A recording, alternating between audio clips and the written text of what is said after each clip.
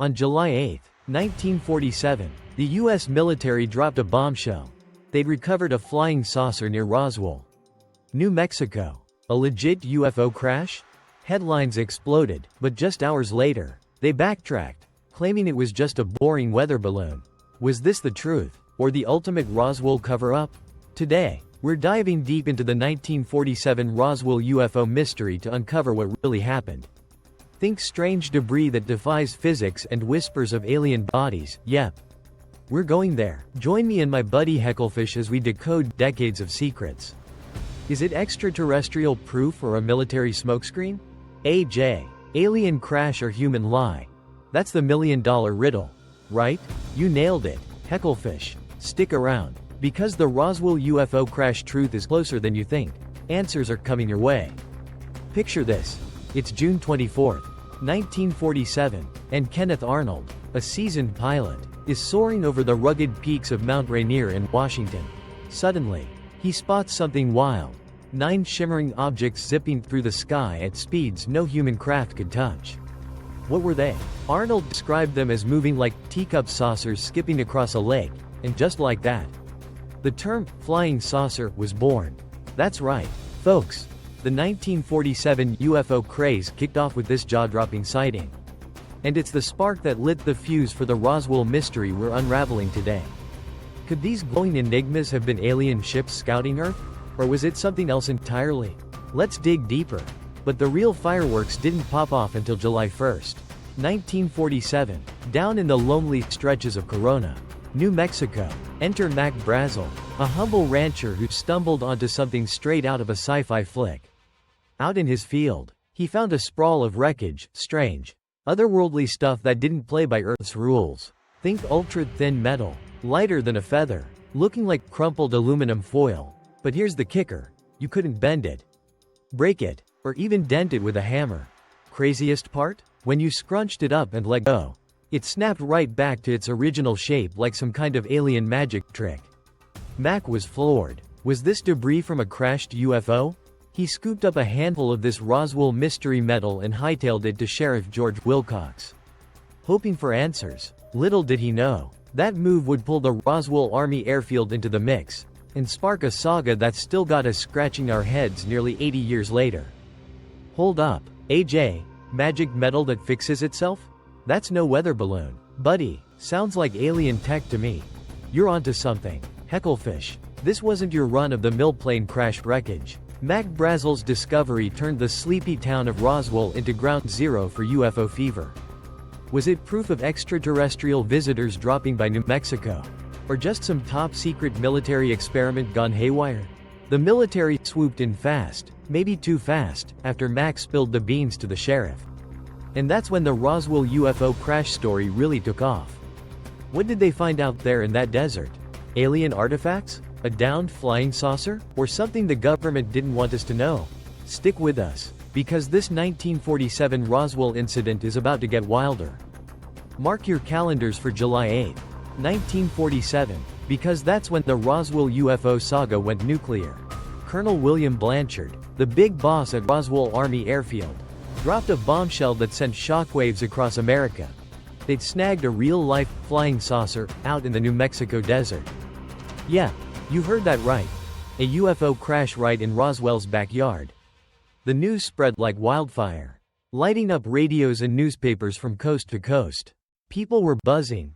Was this proof of aliens visiting Earth? But hold your horses, because just hours later, General Roger Ramey at Fort Worth called a hasty press conference to slam on the brakes. He waved off the whole thing, saying, "Nope, not a flying saucer, just a plain old weather balloon." Standing beside him was Major Jesse Marcel, the guy who'd hauled in the wreckage, looking stiff as a board next to a pile of flimsy tinfoil and balsa wood. The Roswell UFO crash buzz fizzled, or did it? Now here's where the 1947 Roswell mystery gets juicy. Years later, Jesse Marcel let slip a wild detail that blows the weather balloon story out of the water. Before handing over the goods to the brass, he made a pit stop at home. Picture this. He spreads out the Roswell wreckage on his kitchen floor for his wife and son, Jesse Jr., to see. And what they saw wasn't some rinky-dink balloon scraps. Jesse Jr. described a small metal beam etched with bizarre symbols, think hieroglyphics. But way weirder. Like something ripped from an alien playbook. Nothing about it screamed, made on Earth. This wasn't just debris, it was a clue to the Roswell cover-up that the military didn't want anyone piecing together. So, what was Marcel holding? Evidence of a crashed UFO? Alien tech from beyond the stars? Or something the government buried deep? Wait a sec. AJ, a weather balloon with alien scribbles? Who's buying that load of baloney? Exactly. Hecklefish. That's the million-dollar question in this Roswell UFO crash puzzle. Marcel wasn't some rookie. He was an intelligence officer who knew aircraft inside and out. If he thought this stuff was out of this world, I'm betting it wasn't a balloon. The military might have hushed it up quick. But that kitchen sneak peek? It's the kind of twist that keeps the 1947 Roswell incident alive in every UFO hunter's mind. Was this the smoking gun of extraterrestrial contact? Or just a clever dodge by the Army? You tell me. Drop your thoughts in the comments. Because this Roswell mystery is far from solved. Fast forward to 1995. And the US Air Force finally spills some beans on the Roswell UFO crash. But not the ones we were hoping for. They admit. That wreckage from 1947? It wasn't just some everyday weather balloon. Nope. It was part of Project Mogul. A top-secret spy program using high-flying balloons to eavesdrop on Soviet nuclear bomb tests. Sounds plausible, right? But here's the head-scratcher. Why all the hush-hush? Turns out, even the elite crew at Roswell Army Airfield, the guys who handled atomic weapons, were totally in the dark about Mogul. The military played it slick with a trick called compartmentation, splitting secrets into tiny pieces so no one had the full picture. Was this just Cold War paranoia? Or were they covering up something bigger, like, say, a Roswell UFO incident too wild to admit? Let's peel back the layers. And then there's the million-dollar mystery. What about the bodies? Witnesses like Melvin Brown and Glenn Dennis swore they saw something chilling at the Roswell crash site, tiny figures. About 4 feet tall, with oversized heads and huge, haunting eyes. Alien corpses from a downed flying saucer? That's what they thought. But in 1997, the Air Force swoops in with an explanation that's, well, a stretch. They claim these alien bodies were just crash test dummies from Operation High Dive, a project testing parachutes at crazy heights. Here's the glitch, though. High Dive didn't even kick off until 1953, 6 whole years after the 1947 Roswell incident. So, were these witnesses hallucinating plastic mannequins in the desert? Or is the Air Force feeding us a flimsy Roswell cover-up story to dodge the truth? Dummies. AJ? Seriously? If they had mannequins lying around, why wait half a century to roll out that excuse? You're reading my mind. Hecklefish. This Roswell mystery is riddled with holes you can fly a UFO through.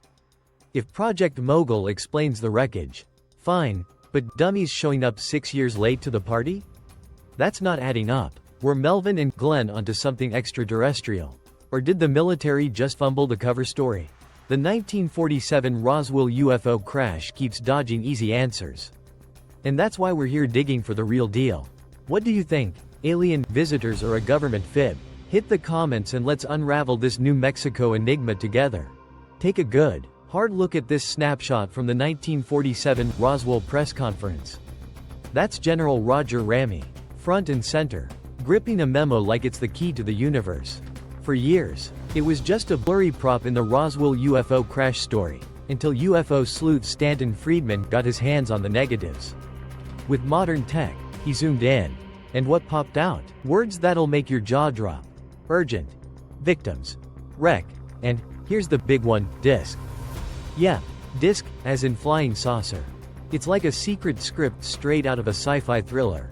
Was this a smoking gun proving the Roswell incident was more than a weather balloon flop? Friedman thinks it's orders from the top to throw the press off the scent. Swap out a crashed UFO tale for a tamed balloon yarn. Could this memo be the missing link in the 1947 Roswell cover-up? You be the judge. But wait, here's the final twist that'll blow your mind. In 2013, a bombshell dropped. An FBI document from 1950 surfaced. And it's pure Roswell gold. What's it say? That 3 flying saucers were recovered in New Mexico. each packed with 3 tiny bodies. Just 3 feet tall, draped in metallic suits. Alien crash victims from the 1947 Roswell UFO incident? You bet that's what it sounds like. The report landed on J. Edgar Hoover's desk, the FBI's top dog, but he shrugged it off. No investigation. Nada. Why let that slide unless someone higher up said, "Hands off." And here's the kicker. Whispers say one of those aliens didn't just crash, it survived. Chilling at Los Alamos until 1952. A living extraterrestrial in New Mexico? That's too wild to ignore. And we're diving into it in our next video. The Roswell mystery just keeps getting deeper. A living alien. AJ? I'm sold. Where's part 2? I need it yesterday. Patience. Hecklefish. This Roswell UFO crash rabbit hole is a wild ride. That memo in Ramey's hand and the FBI's alien stash? It's got all the makings of a cover-up bigger than New Mexico itself. Were they hiding crashed flying saucers or just playing smoke and mirrors? You tell me. What's your take on this 1947 Roswell twist? Drop it in the comments. Because we're not done cracking this case. Stick around for more UFO secrets. Part 2's coming. And it's gonna be out of this world. So, what's the real deal with the 1947 Roswell incident? Was it a genuine UFO crash? Buzzing with extraterrestrial vibes? Or just Project Mogul, a sneaky military balloon gig to spy on the Soviets? Maybe it's the mother of all Roswell cover-ups, buried under layers of secrecy? Here's the rub. The files are torched. The witnesses are long gone. And yet, the Roswell mystery still hangs in the air like a desert mirage. I'm convinced something wild went down out there in New Mexico, something too big to sweep away. But what about you? Are you Team Alien, picturing little green dudes zipping through the sky? Or Team Balloon, chalking it up to a weather flop? This 1947 Roswell UFO puzzle has stumped us for decades. And I want your take. Drop it in the comments. Do you buy the flying saucer story? Or is it all hot air? Let's crack this case together. I'm betting my fins on aliens. AJ. Flying saucers. Crash landings, the works. But you? You're too busy playing skeptic to see the truth.